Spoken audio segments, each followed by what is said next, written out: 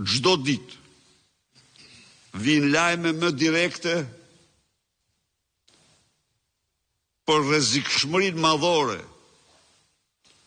të fondacionit Soros në Shtetet Bashkuara dhe në botë. Dhe ne do qëndrojmë, kemi qëndruar, do qëndrojmë me të gjithë mundësitë tona ndaj ndikimeve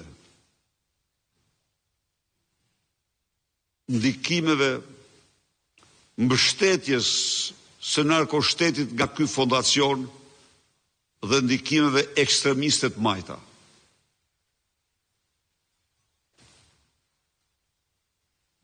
Unë mendoj se të dy aktet që bën, aktin e pashemullt të presidentit të Republikës, i cili dekreton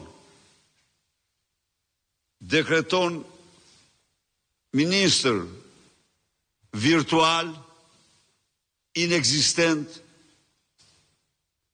duke fyer kushtetutën, vendin dhe presidentin.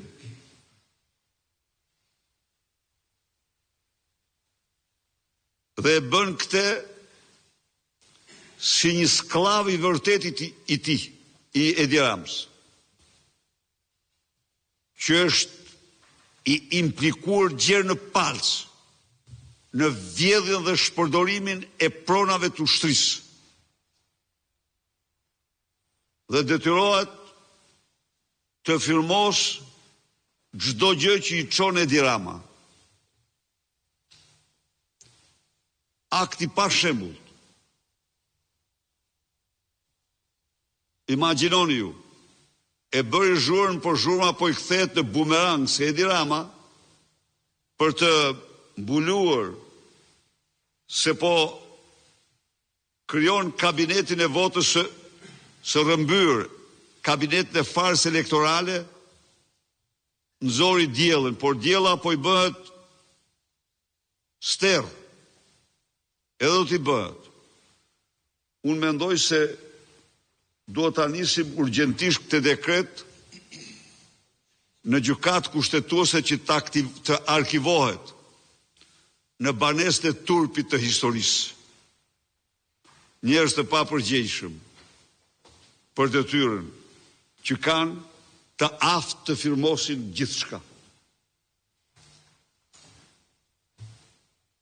Nuk ndodh, domethënë. Çfarë të thush? Nuk besoj se ndonjë diktator tjetër të kishte këtë fuqi